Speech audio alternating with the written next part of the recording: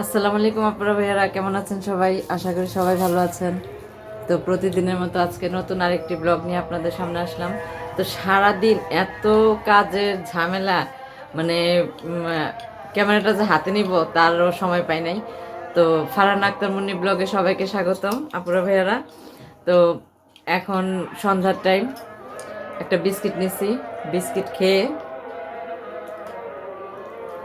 বাইরে যাব।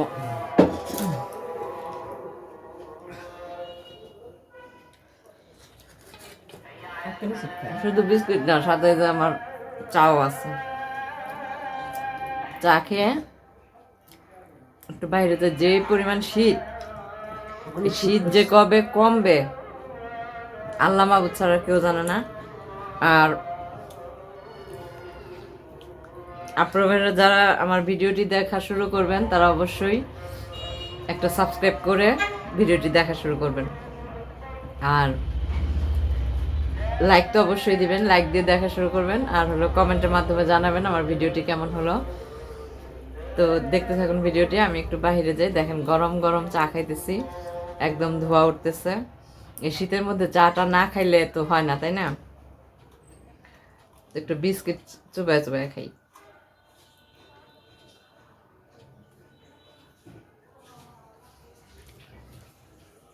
আজকে সারাদিন অনেক ব্যস্ত ছিলাম, এখন একটু ফ্রি হয়েছি, এখন আবার বাইরে যেতে হইতেছে।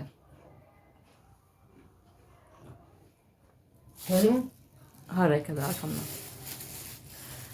তো আপনারা ভাইয়ারা দেখতে থাকুন ভিডিওটি। আর সামনে আরো ভালো ভালো ভিডিও আপনাদের সামনে আমি শেয়ার করব, ভালো ভালো ভিডিও আমি দেখানোর চেষ্টা করব।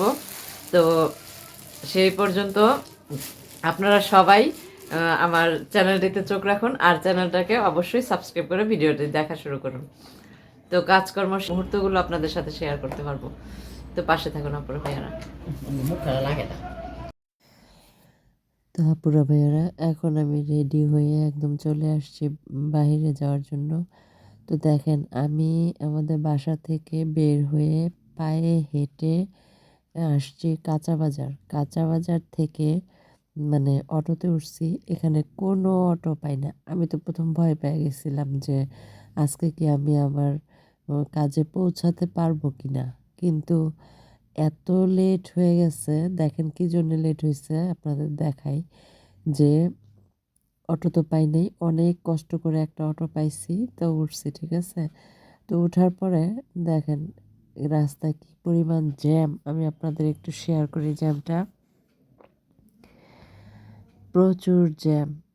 আর আমাদের উত্তর আজমপুর বাসীর এলাকাবাসীর এতটাই কষ্ট হচ্ছে, না পাওয়া যায় কোনো অটো, না পাওয়া যায় কোনো রিক্সা, না কিছু, কোনো কিছুই না। মানে অনেক লোকজন বিরক্ত হয়ে পায়ে হেঁটে যাওয়া আসা করে।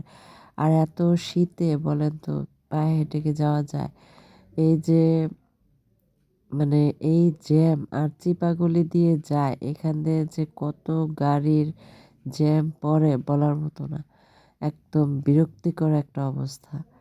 এত শীত, আম, কি বলবো, শীতের মধ্যে বসে থাকাটাও একটা বিরক্ত, অনেক বিরক্ত।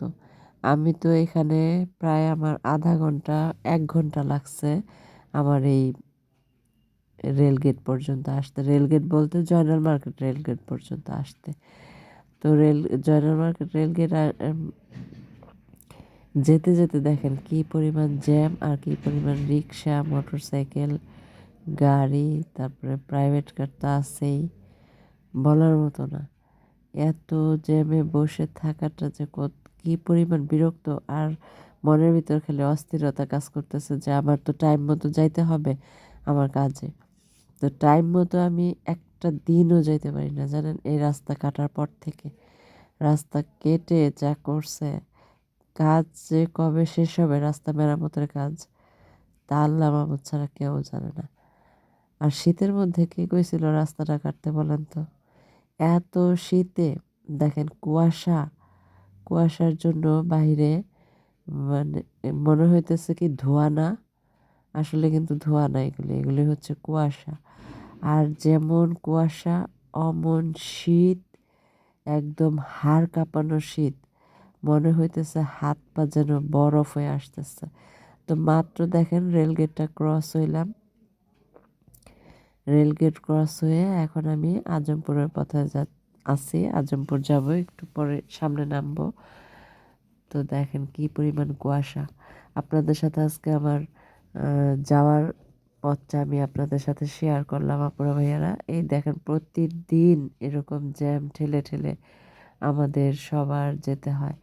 আর প্রয়োজন ছাড়া তো কেউ ঘর থেকে বের হয় না, তাই না? প্রয়োজন আছে বিধেই তো আমি বের হইছি, আর সবাই বের হয়।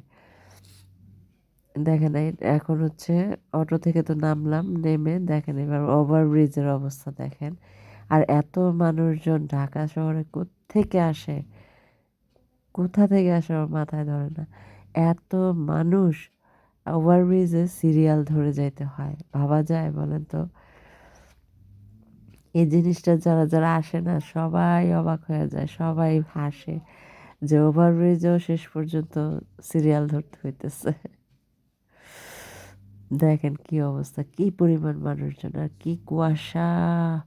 আপনারা তো ভিডিও দেখতেছেন অথচ ঠান্ডায়। আচ্ছা প্রভের এখন দেখেন আমার তো মানে আজ উত্তরে যাওয়ার পথটা দেখলেন কিভাবে গেলাম, আর এখন দেখেন আমার বাসায় যাওয়ার পথটা। আমি এই জ্যামের মধ্যে বসে আছি প্রায় 1 ঘন্টার উপরে। এই যে এটা হচ্ছে 6 নম্বর সেক্টর, এই রোডে কখনোই জ্যাম থাকে না। কেন জ্যাম বলেন তো? এই যে যে গাড়িগুলি ওই আজমপুর দিয়ে যেত, সব গাড়ি এখন এই রোডটা দিয়ে যায়, সব অটো এই রোডটা দিয়ে যায়, auto rickshaw private car bike সব কিছু এই রোডটা দিয়ে যায়, যে কারণে এত জ্যাম। ইয়ে কি বলে, রেলগেট কিন্তু ইয়ে আছে, এই যে কি বলে ওটাকে, আরে সিকিউরিটি না কি যেন বলে ওটা, ভুলে গেছি। আচ্ছা যাই হোক, ওইটা আছে যে গাড়ি টাড়ি যে ই করে। আচ্ছা যাই হোক দেখেন তারপরেও অনেক জ্যাম, কি পরিমাণ জ্যাম, গাড়ি চলতেই আছে না, দেখছেন অনেকক্ষণ ধরে, প্রায় 1 ঘন্টা ধরে বসে আছি। আমি একবার আমি তো প্রতিদিনই আমি উত্তরা থেকে আমাদের বাসা পর্যন্ত হেঁটে যাই, কিন্তু আজকে আমি শীতের কারণে আমি এক কদমও হাঁটতে পারতেছি না, এরকম শীত, আমার পা হাত মনে হয় জমে আসতেছে, এরকম অবস্থা। একদম বরফ, গায়ে বরফ লাগলে যেরকম লাগে না, তার চেয়েও বেশি ঠান্ডা, তার চেয়েও বেশি ঠান্ডা, এত ঠান্ডা। সামনে নাকি আরো ঠান্ডা পড়বে।